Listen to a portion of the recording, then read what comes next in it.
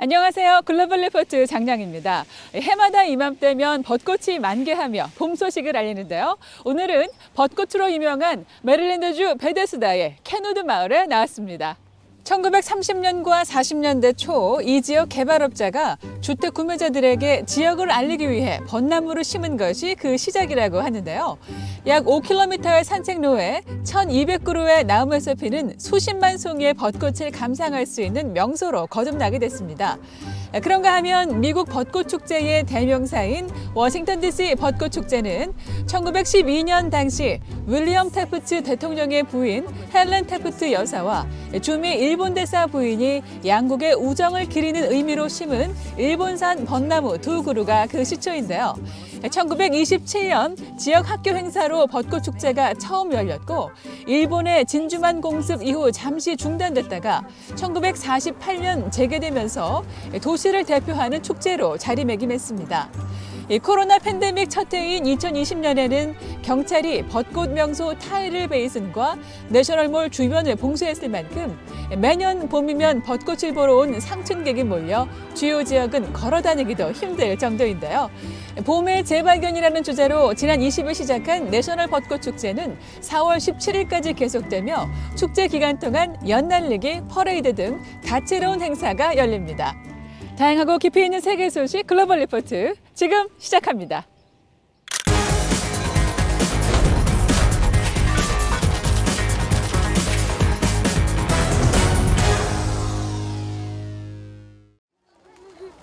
미국 정부가 2017년 미얀마 군부의 소수민족 로힝야족 탄압은 집단 학살 및 반인륜적 범죄에 해당한다고 공식적으로 밝혀 이번 주 주요 해시태그에 올랐습니다. 토니 블링컨 미국 국무장관은 지난 21일 발표에서 로힝야족에 대한 미얀마 군부의 공격은 광범위하고 조직적이었으며 이슬람기 소수민족을 말살하려는 의도가 분명했다고 지적했습니다. 5년 전 미얀마 라카인주에서는 일부 로힝야족이 종교 탄압 등에 반발해 경찰 초소를 습격했는데요. 이후 정부군의 토벌 작전이 벌어지면서 군에 의한 살인, 강간, 방화 등의 잔혹 행위가 이뤄졌다는 주장이 제기되어 왔습니다. 블링컨 장관은 이로 인해 74만 명 이상이 방글라데시로 피난을 떠나야 했다고 말했는데요. 미얀마 군사정부는 이번 결정이 내정 간섭이고 신뢰할 수 없는 자료에 근거하고 있다고 반박했습니다. 예멘 후티 반군이 20일 드론과 미사일로 사우디아라비아 국영 석유업체 아람코의 시설을 동시다발 타격해 이번 주 주요 관심사에 올랐습니다.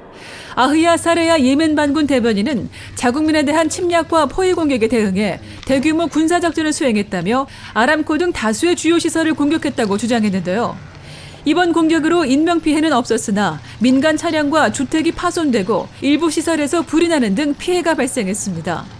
유엔은 지난해 말 기준 예멘 내전으로 발생한 사망자가 37만 명이 넘는 것으로 추산하고 있습니다. 미국 인도태평양 사령부가 20일 해군 초계기 정찰 결과 중국이 남중국해 스프레틀리 군도의 인공섬 3곳에 군사 요새화 작업을 완료했다고 밝혔습니다. 남중국해는 중국과 타이완, 필리핀, 베트남, 말레이시아 등 여러 나라의 영유권 분쟁이 일어나는 지역이지만 중국은 2014년부터 꾸준히 인공섬을 조성해 왔는데요. 이에 대해 존 아퀼리노 인도태평양 사령관은 과거 시진핑 중국 주석이 분쟁 지역의 인공섬을 군사기지로 만들지 않겠다고 한 것과는 반대되는 행보라고 말했습니다. 한편 중국은 남중국해의 영유권은 중국에 있으며 군사시설은 주권 안보를 위한 것이라고 주장했습니다. 최근 영국과 프랑스, 독일 등 몇몇 유럽 국가에서 신종 코로나 바이러스 감염이 증가세로 돌아선 가운데 코로나 방역을 너무 급히 해제했다고 세계보건기구 WHO가 지적했습니다. 미국에서도 유럽과 비슷한 확산세가 나타날 수 있다며 앤서니 파우치 국립알레르기 전염병 연구소장이 우려의 목소리를 냈는데요.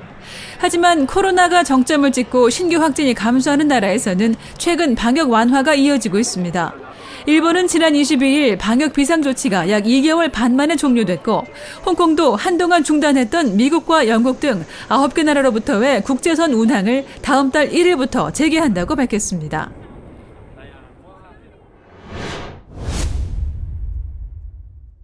러시아가 우크라이나 주요 도시들에서 공세 수위를 한층 높여가고 있는 가운데 나토 정상들이 모여 우크라이나에 대한 지지와 러시아의 책임을 묻겠다는 입장을 재확인했습니다. 조 바이든 미국 대통령은 정상회의 후 나토 동부전선 방어를 더욱 강화할 것이라고 말했는데요. 클릭 글로벌 이슈 오늘은 바이든 대통령이 참석한 나토 정상회의 자세한 소식을 알아보겠습니다.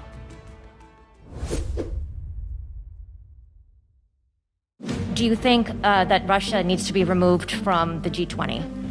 On the latter point, my answer is yes. That depends on the G20. Then we should, in my view, ask to have both Ukraine be able to attend the meetings. 바이든 대통령은 이날 미국이 우크라이나에 10억 달러 규모의 원조를 추가로 지원하겠다고 말했습니다. 또 러시아가 화학무기를 사용한다면 나토가 직접 개입할 수도 있다고 밝히며 블라디미르 푸틴 러시아 대통령을 향한 경고도 빼놓지 않았는데요. It would trigger a response in kind.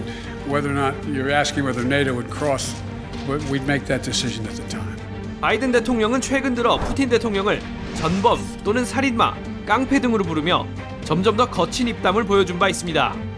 이어 바이든 대통령은 26일 폴란드 바르샤바에서 안제이 두다 폴란드 대통령과 만날 예정인데요. 폴란드는 우크라이나 피난민 200만 명을 받아들여 이번 전쟁에서 중요한 역할을 담당하고 있죠.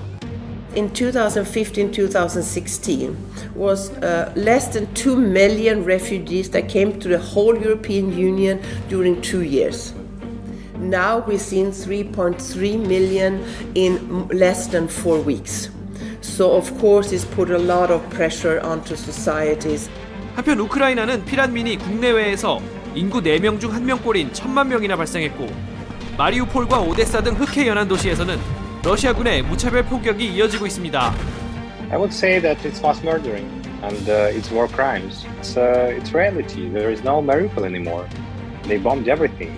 It's all this drama theater and maternity hospital and art school. 특히 러시아군은 개전 초기부터 돈바스의 항구 도시 마리우폴 함락에 유독 공을 들여왔는데요. 이곳은 2014년 친러시아 반군이 장악했으나 우크라이나 군과 지역 민병대가 다시 탈환한 곳으로 돈바스 지역과 크림반도를 잇는 요충지인 만큼 러시아군이 공격을 집중하고 있습니다. I think personally it's a revenge against this battalion because they have reclaimed the city in 2014 and Putin really wants to show that he can take back what he believes belongs to him.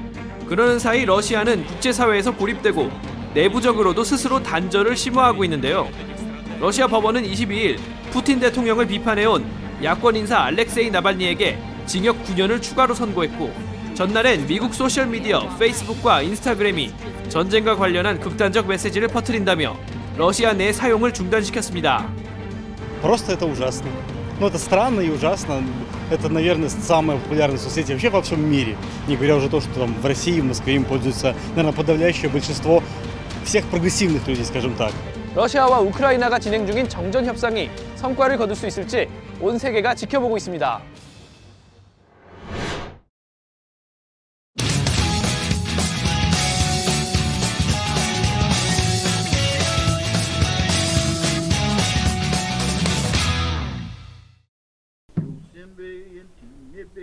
Yo tengo mucha fe que antes, muchas generaciones antes, uno de mis abuelas hizo unos rezos y ofrendas para el futuro, porque ellos sufrieron tanto, que no podían ser apache, porque todo el mundo quería matar apache.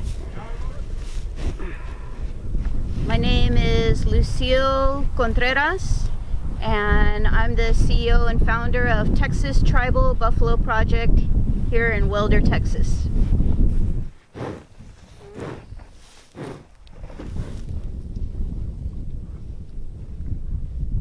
This is the first time in hundreds of years that Lipan Apache and Southern Plains bison have been right here on this land.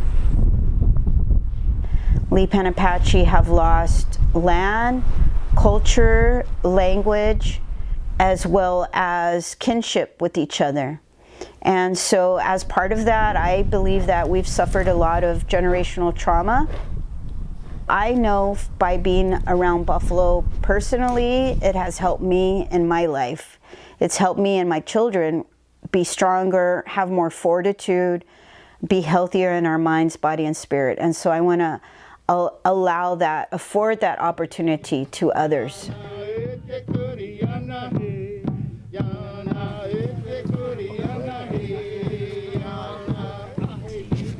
Mi nombre es Richard González, o Ricardo González. Vivo en Brackettville, Texas. Somos Lipan Apaches de aquí de Texas, la banda de Texas. Bringing Buffalo back to where they were from is just like bringing us, our families, back to where we were from. To acknowledge that they actually lived here. There's people in Texas today that never knew that there were ever buffalo in Texas, just like they didn't know there were Apaches here. All these different things, these symbols on these teepees, all these things are important because they remind us who we are, but also reminds other folks that we're still here. And we're not living back in 1700 or 1400 or 1800. We're living today, but we've not forgotten where we come from.